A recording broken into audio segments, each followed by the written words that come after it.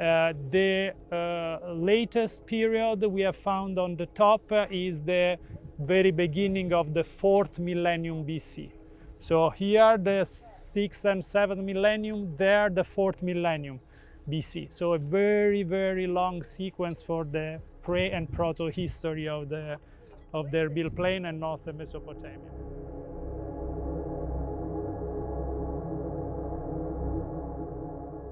When we decided to excavate in the Erbil Plain, and we asked to the General Directorate of Antiquities to have an agreement to start the work here, we choose this area in the southwestern Erbil Plain because it's a very crucial area for interaction and relations between the east, where there is the Zagros mountain, and the Tigris Valley. So it's a kind of crossroads, and we have in the Erbil Plain many ancient sites from the prehistory up to the Islamic period.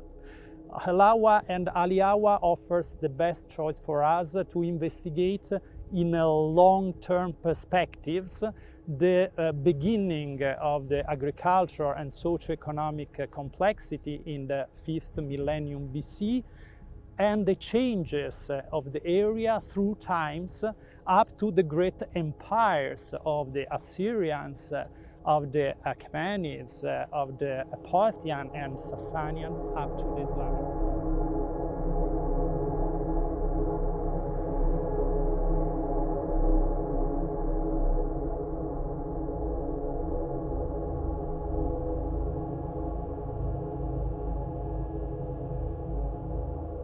Aliawa, where we are now, we have a very huge occupation through millennia from the Bronze Age up to the Islamic period. Just 2 days ago, we have in fact found a tetradrachma of Alexander the Great, that is a silver coin weighing around 18 grams. That is a very important discovery. When we discovered these different levels and settlements, one over the other, we have the possibility to investigate the changes of the society, of the economy, of the also even political organization through times. In the Erbil Plain, there is a very high density of sites, and there are many archaeological projects that are carrying out ongoing researches that was coordinated by the General Directorate of Antiquity and by the Director of Antiquity of the Erbil Plain. And we have just here in these small areas more than 5 excavation teams from France, from America, from Italy, and this is a very good opportunity to establish scientific cooperation among us. And in fact, we have some projects to compare the material, to organize conferences together. There is a kind of oven. This is the limit of the oven, so they're baking the bread here.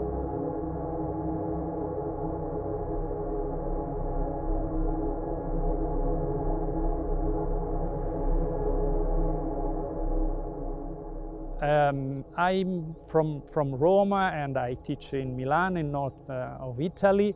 Rome is a very important city for the ancient times, for the study of the Roman Empire. And when I studied at university, of course, I studied Roman archaeology, but I really fall in love about the ancient past of the Near East, and from Mesopotamia in particular.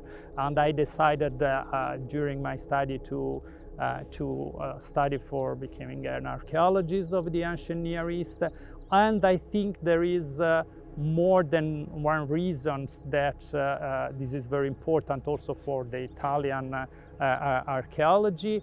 And we have a lot of learn about the past of Mesopotamia and the ties that are to east from west and vice versa.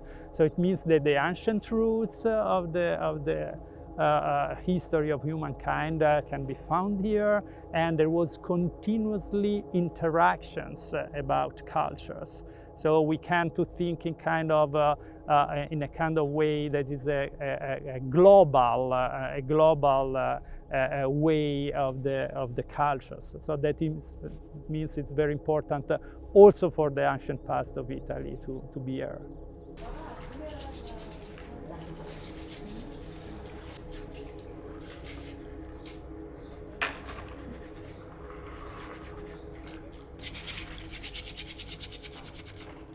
Have in our team archaeologists that are bioarchaeologists, so they studied the fauna remains, the animal remains, or the vegetal remains to reconstruct the ancient economy. Then we have archaeologists that studies from the geoarchaeological points of view, so also the interaction between the environment and the human activities.